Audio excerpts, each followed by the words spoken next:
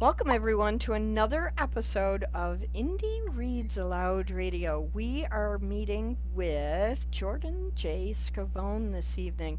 We're going to have a great time listening to his story. He has got a wonderful tale of fantasy and imagination, and there's some sword play. So if you're a Lord of the Rings fan, you're gonna love this book. Welcome, Jordan. Thanks for being here. Hi, how are you? I'm great. I'm so glad you're here tonight. I Um, know, especially after I just missed the last time we tried to do it. well, we're making up for it now. Toddler So, life. yeah, I'm going to tell everybody a little bit about you. Jordan Scavone created his first picture book at about 6 years old. This first book, drawn and stenciled, was titled The Animals Look for Food. It was about, well, as you might imagine, animals looking for food.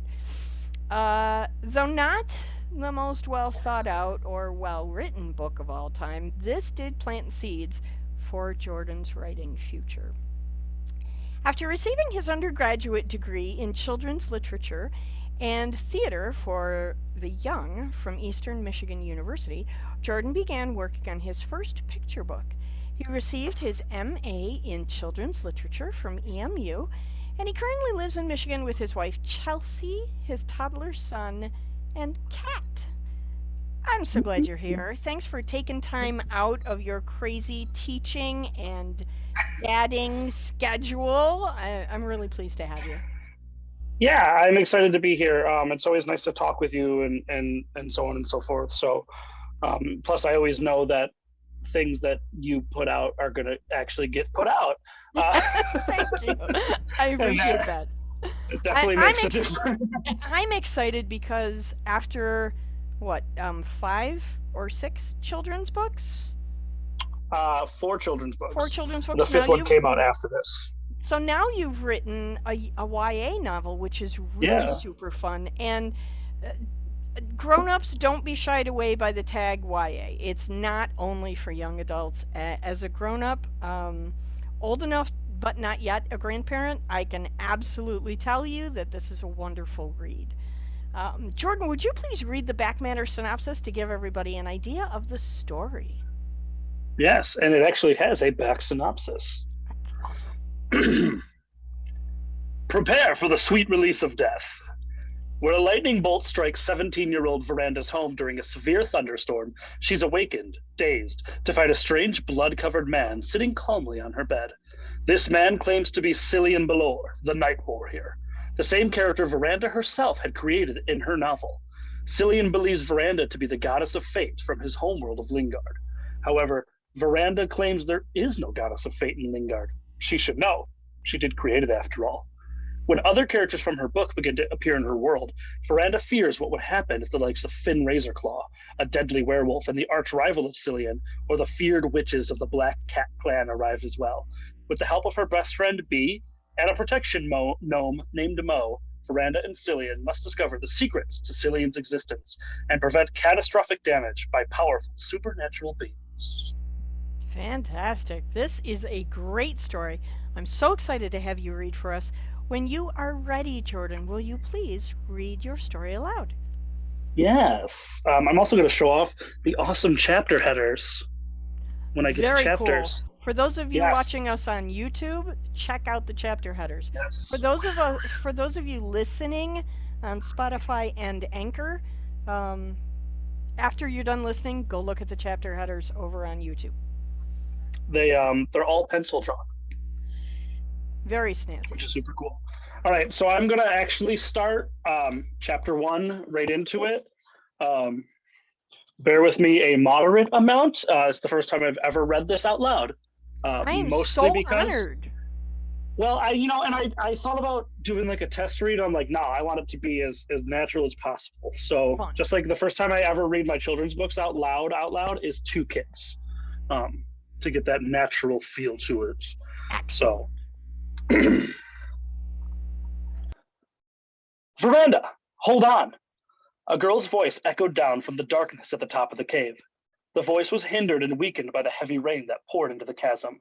Veranda dangled at the edge of the rope, her muscles tight and tense.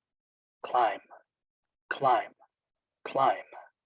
Viranda spoke to herself, her fingers tightly clenched around the damp rope. She knew her only chance of getting out of this mess was herself. Bee, though near as she was completely helpless to aid her now. They were on Kahalawe, the smallest of the 8 Hawaiian islands. Not only that, but they were miles away from where Bee's family had made camp. Viranda, at this moment, couldn't help but regret the decision to agree to go on this trip with the bishops. Bee had made it sound oh so wonderful.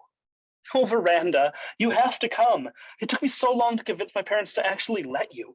We've never gone to Kahalawe before. Did you know that no one even lives there? It used to be used for weapons testing or something like that. But Dad got permission from the government to go and photograph the landscape. Mr. Bishop was a photographer, world-renowned. Viranda had even hung one of his pictures in his room the first time Bee came over. Really, it was the conversation earlier in the day that Viranda regretted. I don't know, Bee. Exploring the island does sound fun, but do you really think we should go off the path without your dad? Isn't he the expert? Viranda. Bee would always pronounce Viranda's name this way when she was getting annoyed. What's the good of coming to an uninhabited island without doing a little exploring on her own? Bee was always more outgoing than Viranda, bold and adventurous. Bee was the more Viranda was the more intelligent and reserved one. Bee was always coming up with crazy ideas, and Viranda ended up being the one to have to figure out how to pull them off, or how to get them out of a jam. For these reasons, Viranda not only adored and envied, but hated Bee. Granted, if it wasn't for their past experiences, Viranda wouldn't even stand a chance in her current predicament. Bee made Viranda take gymnastics, join the track team, and briefly last summer take jujitsu lessons.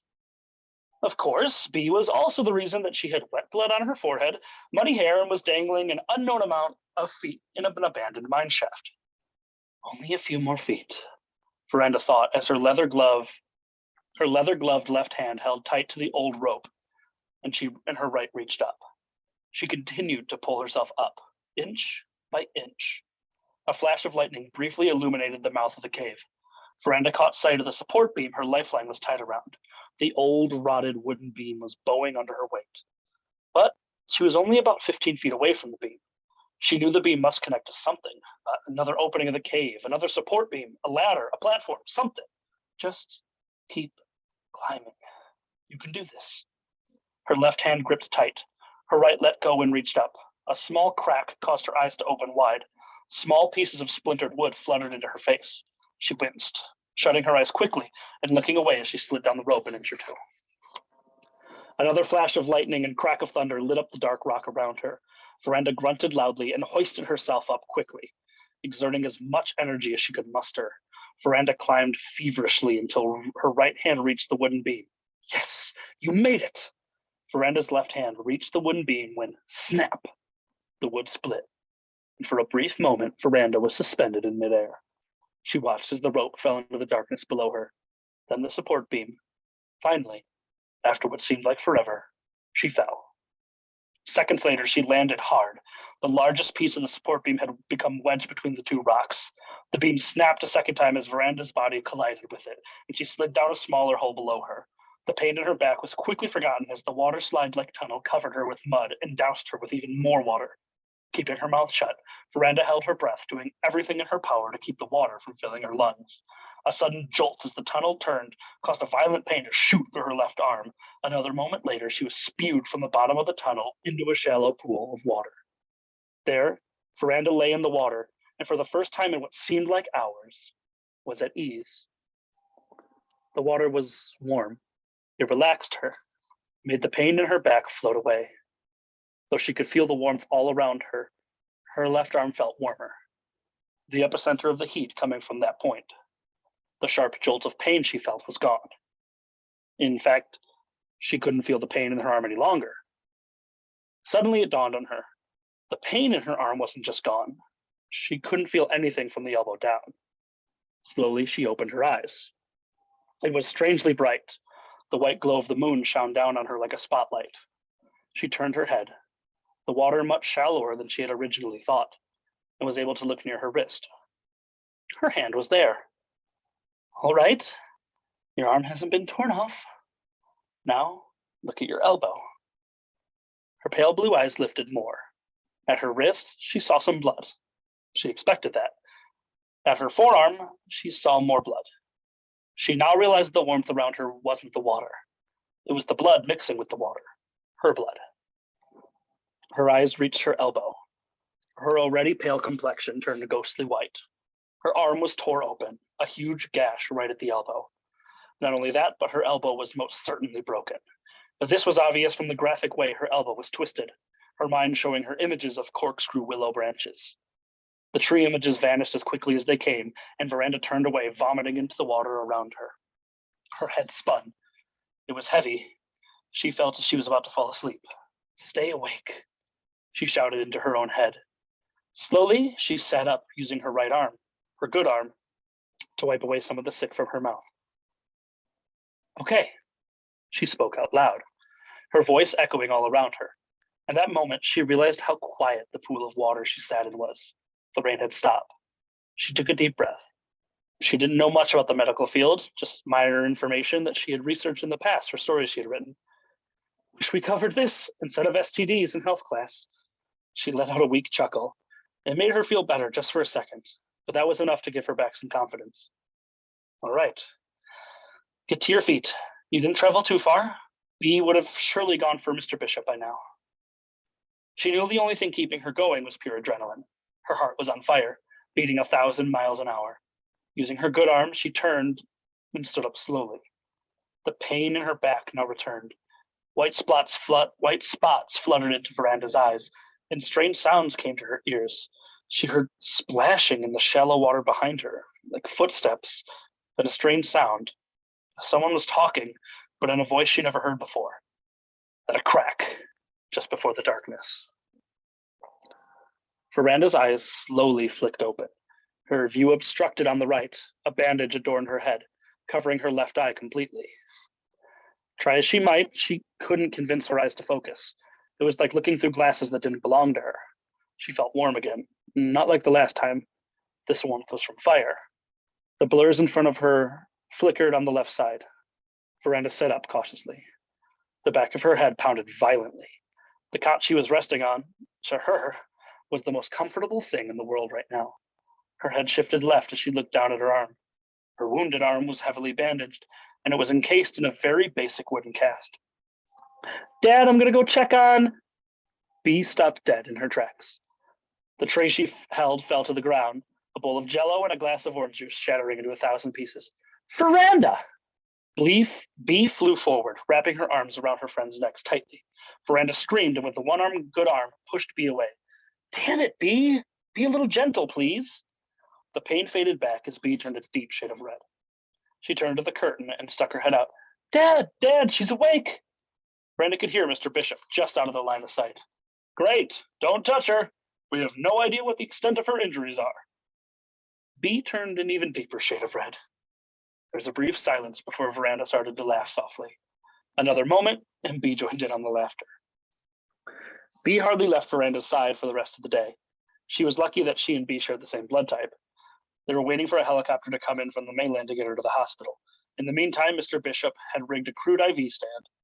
Viranda was a bit uneasy at this when he first proposed the idea, only through the words of encouragement from B and a few old photos proving Mr. Bishop's medical military background. However, the instant the new blood was put into her body, color started to return to her face. Her headache began to fade, and her lethargy was resolved. B? Viranda broke the silence that had fallen over them. How long was I gone for? B remained silent for a minute. A long time. I didn't think we were going to find you. It was impossible to rappel down where you fell. With Dad's spotlight, we could see how deep it was, but the rain made the walls way too slippery. When he noticed the broken support beam in the hole you fell into, he guessed it may have been a drain when the mine was optional. That's what it was then? A drain? Yeah, but you weren't at the bottom when we got there. Viranda froze. Suddenly, she remembered the splashing water and the strange voice she heard. Her stomach felt sick, and the color must have left her face once more. Viranda, are you okay? B put a hand to her forehead. You're burning up. She stood up swiftly, her chair knocking over with Aloud. A large bang. Dad, come quick! Viranda lay back on the cot, her eyes rolling into the back of her head. Her mind began to race. What happened? Who was there with me? Why can't I remember? Her mind went black. Well, not completely black. No, there was a green light floating in front of her. She wanted to touch it, being drawn to it like a shrimp to an anglerfish. The light grew brighter and brighter, and when the darkness left her, everything came clear. Viranda was in a small cave, propped up against a hard, damp wall. The pain in her arm, back, and head causing her to nearly black out. A small fire flickered in front of her. Looking down at the arm, she was appalled to see that the cut had been open again. How did I get here? What happened to B? Viranda's thoughts were broken by a crack of thunder. The loud jolt snapped her mind out of its daze. This is a dream. No, a memory. My memory coming back to me from the night before. Another sound pulled Viranda out of her thoughts this time. Not the big bang made by a bolt of lightning, but a soft pit-pat footsteps. Someone was in the cave with her. A cloaked figure came into view from the bend in the cave. You are awake. The voice was horrifying. It shook Viranda's very core. Her bones ached as the words surrounded her. The voice was unidentifiable as male or female. It was hard and raspy, yet delicate, intense and inviting. No voice Viranda had ever heard had carried the weight that this one did. I was sleeping soundly until you flopped into my home. The angrier the voice got, the more painful it was to listen to. I'm sorry, I had no desire to fall into the mine, you know. The cloaked figure was in front of her. Viranda wasn't sure when the person had started to approach, but it was only a foot away now. The miners who last came here said the very same thing. Viranda winced as the cold, bony, and death-like hand grabbed her face. The hood of the cloaked figure fell backward slightly, revealing the horrible head behind it. Ghastly white with bulging white pupilless eyes and completely hairless. Viranda's eyes fixed on the eyes of the monster before her. She wanted nothing more than to look away, but that was impossible. The long yellow fingernails were sharp against her chin and cheek. Your eyes. The creature's breath was warm and putrid upon her face. The voice was different this time, though. It wasn't painful, it was fearful. It was as if the voice of the being was mirroring Viranda's emotions now. The hand held from her face. Just as fast the cloaked figure approached her, it cowered away. You should not be here! The figure screamed wildly, its hood falling back, completely revealing the rest of its head and neck. Viranda instantly thought of a skeleton with just a fine layer of skin. The figure dropped to its knees, pointing the skeletal fingers back at her. You have come to destroy me, to take my soul! The words echoed through the small cave. Then silence fell. Viranda continued to stare. To Viranda, the next few seconds seemed like a lifetime.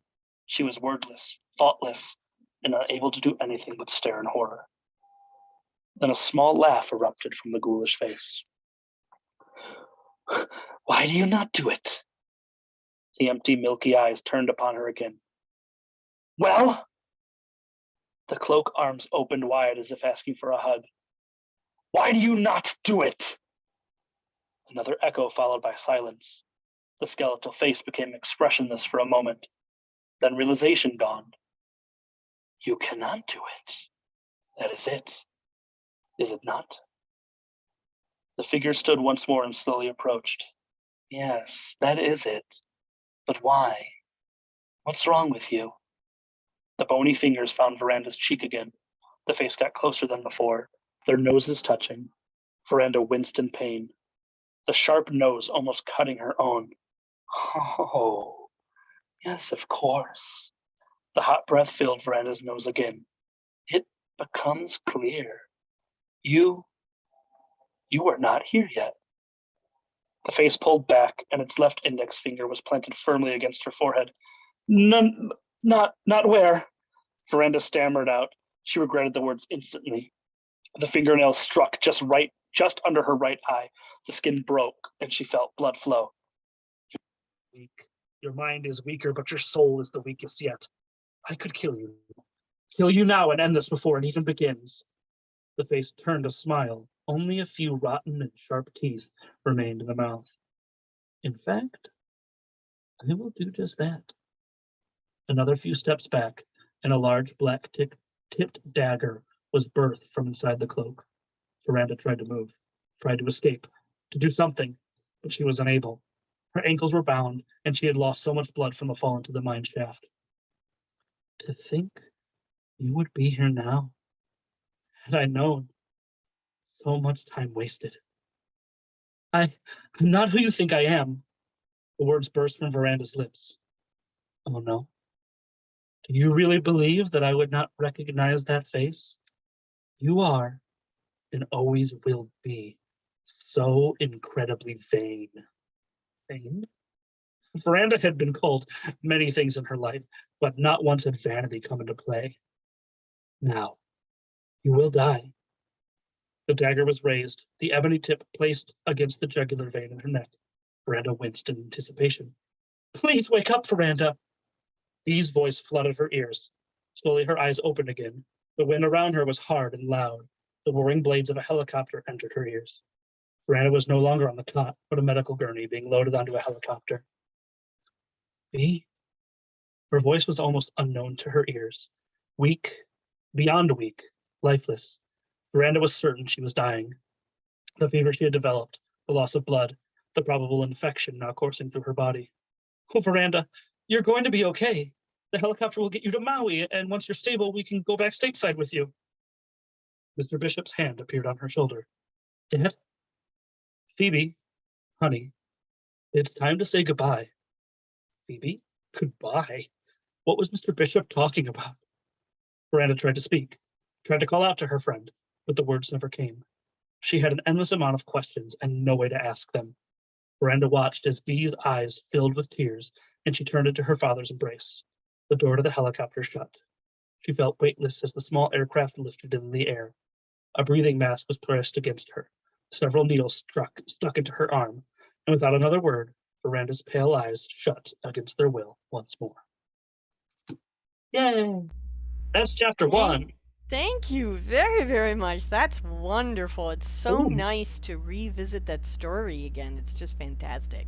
My headphones died during that, apparently. I can still hear you. So, one question, and then we'll let you go for the evening so that everybody can rush out and buy your book and finish reading it. That would be nice. What was your favorite part about writing this novel? It's kind of a two-folded answer. Because I have kind of two parts that tie, but I won't do full descriptions for both of them. I really, really, really loved writing Viranda. I just really enjoyed writing her. I think she got more interesting as it went on, and in different drafts, she got even more interesting. That first chapter is actually I was 80% of the way through the book. And I'm like, I hate how this starts. So I went back and I came up with that first chapter, and then had to subsequently tweak stuff throughout the entire book to make it fit. But as soon as I finished that first chapter, I was like, okay, maybe this is actually going to be good. Yeah, and it was. What a good idea. What's the second part of that question? I love writing fight scenes. I knew that about you. Yeah, right. I was something about what you said is in your review. It was they were either too long or too descriptive, and I'm like, good. Yeah. But when I write my fights, because I have a background in D&D and running Dungeons and Dragons campaigns, so I lay out a grid, and it's a dry erase grid, and I draw 3 camera POVs. Right. And I use miniatures, and I will draw if there's a tree or a building or a car or whatever. And as I write it, I reposition the figures and I determine which POV camera I'm using. That's fantastic. So that's why my fights read so visually. Yeah, because you created them visually. That's awesome. I hate when I'm reading something, especially fantasy, that's sword and shield heavy or magic heavy combat, and you get lost. You don't know where they are anymore in relation to where they just were 2 punches That's ago. not a problem with your writing style. You And handled the that was fight my scenes goal. very well. I'm so pleased you could read for us tonight, Jordan. If anyone out there is interested in learning more about Jordan Scavone and Night Warrior, in addition to all his children's books, check out the show notes. There'll be links there on how you can find the books and how you can find Jordan's website. Jordan, thank you so much for coming in and reading for us tonight. Yeah, thanks for having me. It's a special thing to have authors read their own work, so I'm really pleased that you're willing to do that for us. I really enjoyed actually reading it out loud. Gosh, but it just made me realize how much better my audiobook narrator is. She crushed this book. I'm looking forward to listening to it on audiobook. I've read it and it was fabulous, and I'm looking forward to the audiobook version. Thank you so much, Jordan. I appreciate you coming out. Thank you. Glad to lock myself in this box for an hour. Thank you. Have a nice night. You too.